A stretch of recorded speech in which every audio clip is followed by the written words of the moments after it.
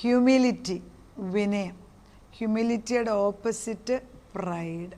Humble your selves before the lord and he will lift you up at the right time. ദൈവത്തിൻ്റെ കയ്യിൽ താണിരുപ്പീൻ, തക്ക സമയത്ത് അവൻ നമ്മളെ ഉയർത്തും, സംശയമില്ല. അപ്പോൾ ഹംബിൾ യുവർ സെൽസ്, യാക്കോബിൻ്റെ 4:10, humble your selves before the lord and he will lift you up. അവൻ്റെ മുമ്പിൽ താഴ്മയോടെ ഇരിക്കാൻ നമുക്കൊരു കൃപ ചോദിച്ച് വാങ്ങിക്കാം. കർത്താവേ, നിൻ്റെ കൃപ നമ്മുടെ തലമുറകൾക്ക് ഇട്ടുകൊടുക്കണം. അത് അവിടുന്ന് തന്നെ ചെയ്താലേ സാധിക്കത്തുള്ളൂ. എല്ലാവർക്കും ഈഗോ ഉണ്ട്, എല്ലാവർക്കും ഉണ്ട്. ഇല്ല, ഈഗോ ഇല്ലാത്തവരാരും ഇല്ല. ഞാനെന്ന പാവം കൊച്ചു കുഞ്ഞുങ്ങളിൽ പോലും ഉണ്ട്. അതെല്ലാം പാപത്തിൻ്റെ എഫക്റ്റാണ്. നമ്മൾ നമ്മുടെ കഴിവുകൊണ്ട് നേടിയാലേ എല്ലാം സാധിക്കുമെന്ന് വിചാരിക്കുന്നവരാണ്. എന്നാൽ ദൈവം പറയുന്നത്, തന്നെ സ്നേഹിക്കുന്നവർക്ക് അവൻ തൻ്റെ മക്കൾക്ക് തൻ്റെ ഉറക്കത്തിൽ പോലും നല്ല ദാനങ്ങളെ കൊടുക്കും. അപ്പോൾ അങ്ങനെ ഇങ്ങോട്ട് വരുന്ന ഒരപ്പൻ മുമ്പിൽ കയ്യിൽ പ്രസൻറ്റും പിടിച്ചുകൊണ്ടിരുന്നിട്ട് നമുക്ക് വാങ്ങിക്കാനൊക്കാത്തതിൻ്റെ reason we don't have the humility. പലർക്കും ഞാൻ കണ്ടിട്ടുണ്ട്, ഒരു കാര്യം കൊടുക്കണമെന്ന് ഞാൻ കയ്യിൽ വെച്ചിരുന്നാൽ പോലും ദൈവം ചിലപ്പം കൊടുപ്പിക്കത്തില്ല. ഒരാളെ കൊണ്ടൊരു കാര്യം ചെയ്യിപ്പിച്ചാൽ അവർക്കും പ്രയോജനമാണ്, അവർക്കും അനുഗ്രഹം. പക്ഷെ കർത്താവ് ആ വ്യക്തിയെ കൊണ്ട് ചെയ്യിപ്പിക്കത്തില്ല. നമ്മൾ കാരണം അയാൾക്ക് നന്മ വരാൻ സമയമായില്ല, അല്ല നമ്മൾ മാറ്റുന്നതല്ല.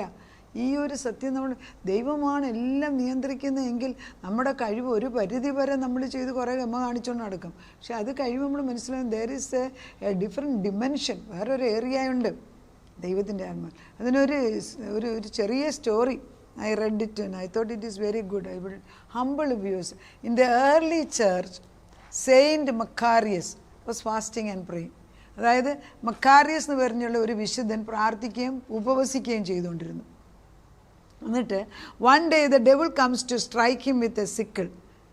ഒരു അരിവാളും കൊണ്ട് ഒരു പിശാച് വന്ന് ഈ മക്കാരിയസ് എന്ന സെയിൻറ്റിനെ വെട്ടിക്കൊല്ലാനായിട്ട് വന്ന് നിൽക്കുകയാണ്. ഈ പിശാച് മക്കാരിയസിനെ വെട്ടാൻ ഈ അരിവാളെടുത്ത് കൊട്ടുമ്പോഴെല്ലാം ഇയാൾ ഫ്രീസ് ചെയ്തു. ആര് പോകും? പിശാചിനൊന്നും ചെയ്യാനൊക്കുന്നില്ല.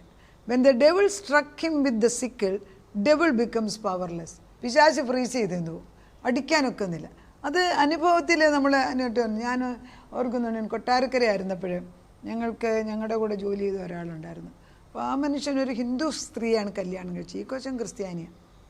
നന്മതിന്മയെക്കുറിച്ചൊന്നുമല്ല ഞാൻ പറയുന്നത്, ഒരു രണ്ട് സ്വഭാവം, രണ്ട് വിശ്വാസം. അപ്പോൾ എന്നോട് വന്നിട്ട് വൈകിട്ട് വർത്താനം പറഞ്ഞ് നമ്മുടെ ഫാമിൽ വയ്ക്കിപ്പിക്കാൻ നിർത്തിയ ആളാണ്. പുള്ളി ഓരോന്ന് പറഞ്ഞിട്ട് പോകത്തില്ല, ഭക്ഷണം കഴിച്ചാലും പോകത്തില്ല. അപ്പോൾ ഞാൻ ചോദിച്ചു, വീട്ടിൽ പോകണ്ടേ? അപ്പോൾ നമ്മൾ കൊട്ടാരക്കരയിൽ താമസിക്കുമ്പം ഈ കൊച്ചൻ തിരുവല്ലയിലാണ് താമസിക്കുന്നത്. പോകണ്ടേന്ന് ചോദിക്കും, പറഞ്ഞു പോകുന്നില്ല. എന്താ പോകാത്ത? അപ്പം പറഞ്ഞു, അങ്ങോട്ട് ചെല്ലുകയാണെങ്കിൽ ഭാര്യ മൊന്തയെറിഞ്ഞ് പിന്നെ എന്നെ കിണ്ടിയെടുത്ത് എൻ്റെ നേരെ എറിയും, എനിക്ക് പേടിയാണ് കയറി ചെല്ലാനും. അങ്ങനെ തന്നെ അയാൾ എന്നോട് പറഞ്ഞു. അപ്പോൾ ഞാൻ പറഞ്ഞു, ശരിയല്ലേ, ഒരാൾ വീട്ടിലോട്ട് വരുമ്പോൾ വാതിൽ തുറക്കും കിണ്ടിയും പൊന്തയും കൂടെ നമ്മുടെ, അത് നല്ല ഭാരമുള്ള സാധനമല്ലേ, ഒരു അടി കൊണ്ടാൽ ചത്ത് വീഴും. അപ്പോൾ അയാൾ എന്നോട് പറഞ്ഞപ്പോൾ എനിക്കത് വല്ലാതൊരു പുതിയൊരു ദൂതായിട്ട് എനിക്ക് തോന്നി. ഞാൻ പറഞ്ഞു, അതെങ്ങനെയാണ് ചെയ്യുന്നത്? അവൾ അങ്ങനെയൊക്കെ ചെയ്ത് കളയുന്നു. അപ്പോൾ ഞാൻ പറഞ്ഞു, അവളല്ലല്ലോ, നിങ്ങളെ ഉപദ്രവിക്കാൻ ഒരു ശക്തി അവിടെ നിൽക്കുകയാണ്. അപ്പോൾ ഞാൻ പറഞ്ഞു, ഞാൻ പ്രാർത്ഥിക്കാം. ഞാൻ പ്രാർത്ഥിച്ച് ശക്തമായിട്ട് ഇനി മേലിൽ ഈ മനുഷ്യൻ ചെല്ലുമ്പം അവിടെ കൈ ഉയർത്താൻ അനുവദിക്കത്തില്ല. അക്കറ തന്നെ. പിറ്റേ ദിവസം 2 ദിവസം കഴിയുമ്പോൾ മനുഷ്യൻ്റെ എൻ്റെ മാഡം, ഞാൻ വീട്ടിൽ ചെന്നപ്പം അവൾ എന്നെ അടിക്കാനായിട്ട് പഴയ പോലെ തിരിഞ്ഞു, പക്ഷേ അവിടെ കൈ അങ്ങനെ തന്നെ ഫ്രീസ് ചെയ്ത് നിന്ന് പോയെന്ന്. ഞങ്ങൾ ചിരിച്ച്, രണ്ടുപേരും ചിരിച്ച്. പിന്നെ ആ മനുഷ്യൻ്റെ ഇച്ചിരൂടെ ധൈര്യമൊക്കെ വന്നു, എന്തെങ്കിലും ആട്ടെ. ഇത് people they were not in the spirit realm. അത് ഞാൻ പറയുന്നത്, ആത്മാവിൻ്റെ ശക്തി എന്താണെന്ന് നമ്മൾ അറിയണം. ഈ പരിശുദ്ധാത്മാവിൻ്റെ ശക്തി നമ്മൾ തൊട്ടിട്ട് പോലും ഇല്ല. വെള്ളത്തിൻ്റെ മേൽ കർത്താവ് നിന്ന് നോക്കിയപ്പം അത് വീഞ്ഞായി മാറി. കർത്താവിൻ്റെ സാന്നിധ്യം എവിടെയുണ്ട്? നിഴൽ വീഴുന്നിടത്ത് പോലും അതിശയം. പൗലോസിൻ്റെ നിഴൽ വീണെടുത്ത് രോഗസൗഖ്യം കിട്ടി. പഴയ നിയമത്തിൽ എലീശ പ്രവാചകൻ്റെ അസ്ഥി കടന്നെടുത്ത് വേറൊരാൾ 1 വർഷം കഴിഞ്ഞ് കൊണ്ടിട്ടപ്പോൾ അയാൾ ജീവിച്ചെഴുന്നേറ്റെന്ന്. ഇതൊക്കെ കേൾക്കുമ്പോൾ ഇതൊക്കെ നമ്മൾ സാധാരണ അല്ലാത്തതുകൊണ്ട് വിചാരിക്കും, പക്ഷെ ഇതൊക്കെ സാധാരണയാണ് ആത്മീയ കോളത്തിൽ. They are every day happening if you want it. ഈ ദൈവം എന്നെ ചെറുതായിപ്പോയോ? എൻ്റെ ശക്തി കുറഞ്ഞു പോയോ? ഇല്ലല്ലോ. Still the same old God, still the same. പക്ഷെ നമ്മൾ പറയണം, അപ്പോൾ ഈ മക്കാരീസിനെ അടിക്കാൻ നോക്കുമ്പോഴൊന്നും പിശാചിനൊന്നും ചെയ്യാൻ വയ്യ. അപ്പോൾ ഈ പിശാച് മക്കാരീസിനോട് ചോദിക്കുന്നു, അതെന്താ എനിക്ക് നിന്നെ അടിക്കാനൊക്കാത്തതെന്ന്. അപ്പോൾ സെയിൻറ്റ് പറയുന്നു, എനിക്കറിഞ്ഞുകൂടാ. അതേ ഒരു ശുദ്ധനാണ്, എനിക്കറിഞ്ഞുകൂടാന്ന് പറഞ്ഞു. അപ്പോൾ ഡെവിള് തന്നെ പറയാം, പിശാച് പറയാം, it's not because you are fasting and not eating food. നീ ഭക്ഷണം കഴിക്കാതെ വാസ്റ്റ് ചെയ്തിട്ടൊന്നും അല്ല, ഞാൻ ആത്മാവാണ്, എനിക്ക് ഭക്ഷണവും ഒന്നും ഇല്ലല്ലോ, എനിക്കെന്നിട്ടെന്ത് നിന്നെ അടിക്കാൻ വയ്യാത്തതെന്ന്. അപ്പം ഭക്ഷണത്തിലും ഫാസ്റ്റിങ്ങിലും ഒന്നും അല്ല നിൻ്റെ ശക്തി ഇരിക്കുന്നത്. പിന്നെ അയാൾ പറയുന്നത്, it's not because you are praying all night and vigilant because I don't sleep. അതായത് രാത്രി മുഴുവൻ നീ പ്രാർത്ഥിച്ചിട്ടും കണ്ണ് തുറന്നിരുന്നിട്ടൊന്നും അല്ല, ഞാൻ ഒരിക്കലും ഉറങ്ങുന്നില്ല, ശരിയല്ലേ? ഈ പിശാചിനെ നോട്ട് ചെയ്തിട്ടുണ്ട്. പിശാചിന് ദുഷ്ടശക്തി, അവൻ നമ്മളെ ഉപദ്രവിക്കാൻ ഉപദ്രവിച്ചില്ലാതാക്കുന്നിടം വരെ അവൻ പുറകെ നിന്ന് മാറില്ല. എന്നൊരു തീഷ്ണത നമ്മളെ ഉപദ്രവിക്കും. അവൻ എന്തെല്ലാം കാര്യം കാണിച്ചു കൂട്ടും. ക്രിസ്ത്യാനിയാകുന്ന നമുക്കെന്തുകൊണ്ട് തീഷ്ണതയില്ലാതെ പോയി? എന്നാൽ നമ്മുടെ ദൈവത്തിന് കഴിവില്ലേ? ഈ ദൈവത്തെ ഒന്ന് വിളിച്ചു വരുത്താനോ ഇച്ചിരി നേരം ഇരിക്കാൻ നമുക്ക് എന്തുകൊണ്ട് സാധിക്കുന്നത്? അപ്പോൾ മക്കാരീസിനോട് പറയുകയാണ് പിശാച്, അല്ല നീ രാത്രി മുഴുവൻ ഉണർന്നിരുന്നിട്ടൊന്നും അല്ല ഞാൻ നിന്നെ അടിക്കാതിരിക്കുന്നത്, ഞാൻ രാത്രിയുമില്ല പകലും ഉറങ്ങത്തില്ലല്ലോ ഒന്ന്. കറക്റ്റല്ലേ? അപ്പോൾ പിശാചിന് ഉറക്കമില്ല, പിശാചിന് ഭക്ഷണം ആവശ്യം. അപ്പോൾ നമ്മൾ ഫാസ്റ്റിംഗ് കൊണ്ടാണ്, നമ്മുടെ പ്രാർത്ഥന കൊണ്ടാണ്, ഞാൻ രാത്രി മുഴുവൻ പ്രാർത്ഥിച്ചിട്ടാണ് ഈ സംഗതി നടന്നതൊന്നും അല്ല.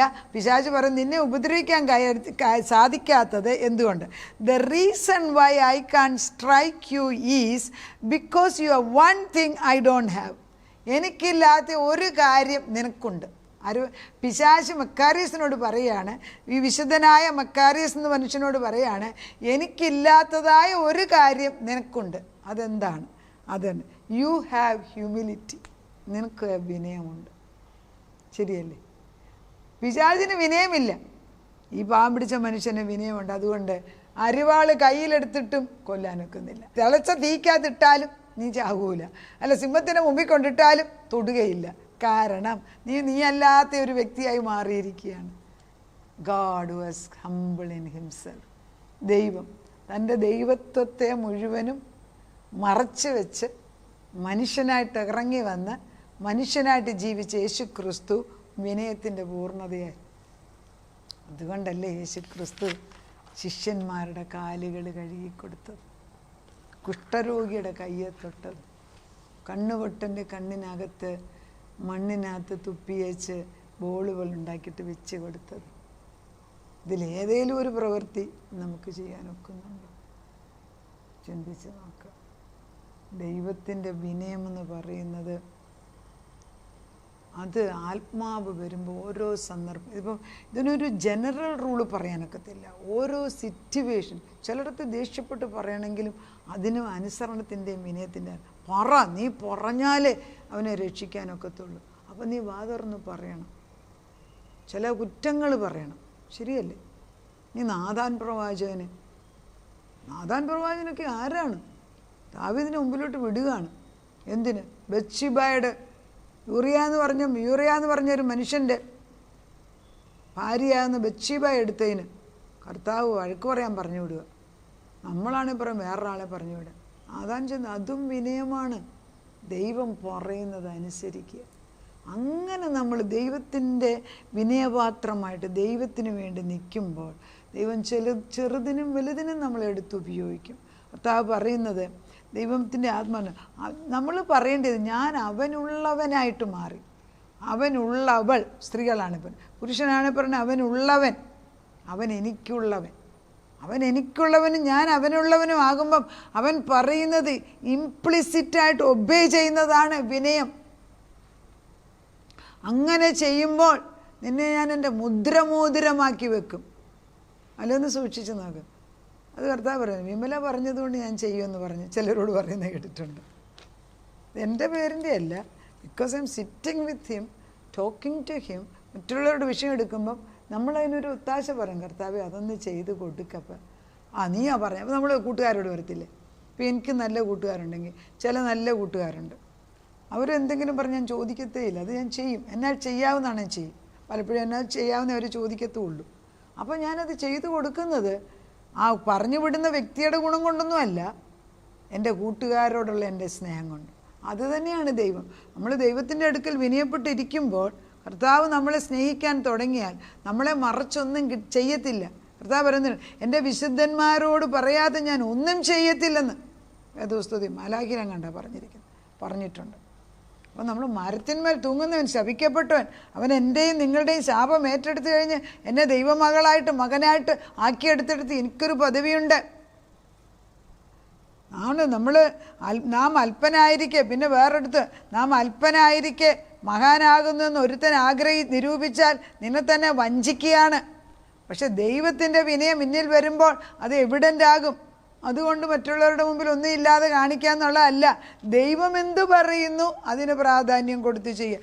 ഇതൊക്കെ പറയാൻ എളുപ്പമാണെങ്കിലും പരിശുദ്ധാത്മ അന്നേരം ഉപദേശം തരണം. ചില സന്ദർഭങ്ങളിൽ ഭർത്താവ് പറയും പോകണ്ട, നീ എഴുന്നേറ്റ് പോകാൻ പറയും. അന്നേരം മിണ്ടാതിരിക്കാൻ ചിലപ്പോൾ എന്നോട് പറഞ്ഞുകൊണ്ടിരിക്കുമ്പോൾ മിണ്ടാതിരിക്കാൻ പറയും. ഭർത്താവ് പറയുമെന്ന് സംസാരിക്കുന്ന ദൈവം. ആ ദൈവത്തിൻ്റെ ആത്മാവ് എത്രയോ ശക്തമായിട്ട് നമ്മളിൽ കൂടെ 61 1 തൊട്ട് 3 വരെയും കൂടെ വായിച്ച് നിർത്താൻ പോകും. എളിയവരോട് സദ്വർത്തമാനം ഘോഷിപ്പാൻ ഉണ്ടോ? എളിമയുള്ളവരോടെ പറയാൻ പറയുന്നില്ല, എല്ലാവരോടും പറയുന്നില്ല. എളിയവരോട് സദ്വർത്തമാനം ഘോഷിപ്പാൻ യഹോവ എന്നെ അഭിഷേകം ചെയ്തിരിക്കൊണ്ട്, യഹോവ നമുക്ക് പ്രാർത്ഥിക്കാം, കർത്താവേ എളിമയുള്ള ഹൃദയം ഞാൻ പോകുന്നിടത്ത് അവർക്ക് ഇട്ടുകൊടുക്കുക. പലപ്പോഴും ദൈവമേ ഇവർ മർക്കടമുഷ്ടി അല്ലെങ്കിൽ വികടബുദ്ധി അല്ലെ പിശാചിനാൽ ഇവരുടെ കണ്ണടഞ്ഞിരിക്കുന്നിടത്ത് ദൈവമേ ഇവരുടെ തിമിരമൊന്ന് എടുത്തു കളഞ്ഞ് ഞാൻ ചെല്ലുന്നതിന് മുമ്പ് നിൻ്റെ ആത്മാവ് അവർക്കൊരു ദാഹം ഇട്ട് കൊടുക്കണമേ എന്ന് പ്രാർത്ഥിച്ചിട്ട് വേണം പോകാൻ. എളിയവരോട് സദ്വർത്തമാനം ഘോഷിപ്പാൻ യഹോവയെ അഭിഷേകം ചെയ്തിരിക്കുന്നതുകൊണ്ട് കർത്താവിൻ്റെ ആത്മാവ് എൻ്റെ മേലിരിക്കുന്നു. അങ്ങനെ വരുമ്പോഴാണ് ഹൃദയം തകർന്നവരെ മുറികെട്ടുവാനും തടവുകാർക്ക് വിടുതലും ബദ്ധന്മാർക്ക് സ്വാതന്ത്ര്യം അറിയിപ്പാനും യഹോവയുടെ പ്രസാദ വർഷവും നമ്മുടെ ദൈവത്തിൻ്റെ പ്രതികാര ദിവസവും പ്രസിദ്ധമാക്കുവാനും ദുഃഖിതന്മാരെയൊക്കെ ആശ്വസിപ്പാനും സിയോനിലെ ദുഃഖിതന്മാർക്ക് വെണ്ണീറിന് പകരം അലങ്കാരമാലയും ദുഃഖത്തിന് പകരം ആനന്ദ തൈലവും വിഷണ്ണ മനസ്സിന് സ്തുതി എന്ന മേലാടയും കൊടുപ്പാൻ അവൻ എന്നെ അയച്ചിരിക്കുന്നു. അവൻ മഹത്വീകരിക്കപ്പെടേണ്ടതിന് അവർക്ക് നീതിവൃക്ഷങ്ങളെന്നും യഹോവയുടെ നടുതലയെന്നും പേരാകും.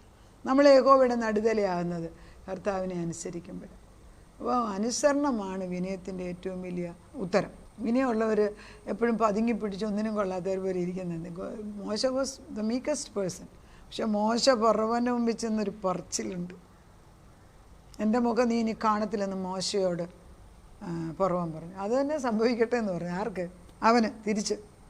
പലപ്പോഴും ഓർത്തോണേ, ദൈവമക്കൾക്ക് അതിനെതിരായിട്ട് ആത്മാവിൽ നിൽക്കുന്നവർക്കെതിരായിട്ട് പറഞ്ഞാൽ തിരിച്ച് നമുക്ക് തന്നെ അത് ദോഷമായി മാറും. നന്മ പറയുക, നന്മ ചെയ്യുക, നമുക്ക് വിനയം കൊണ്ട് നിറയ്ക്കും. നാഥ, വിനയമുള്ള സ്വഭാവം ഇട്ട് തരണമേ.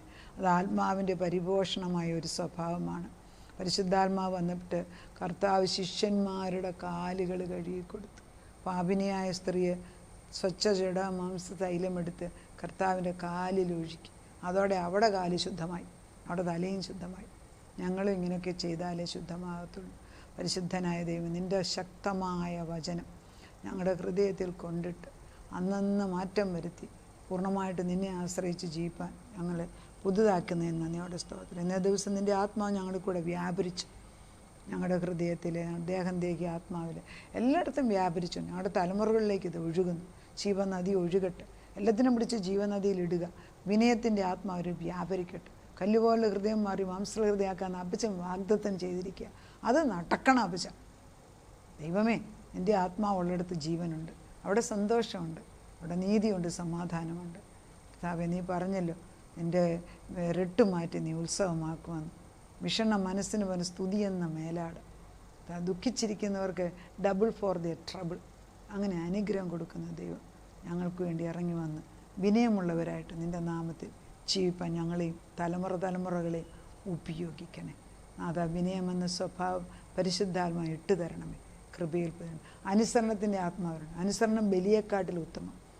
ദൈവത്തിൻ്റെ സ്വഭാവം കടന്നു വരട്ടെ. അനുസരിക്കാനൊരു പ്രത്യേക സ്വഭാവം ഇട്ടത് പ്രാർത്ഥനയായിട്ട് അനുഗ്രഹിച്ചതിന് നന്ദി. യേശുക്രിസ്തുവിൻ്റെ പുണ്യനാമത്തിൽ തന്നെ ആമേൻ.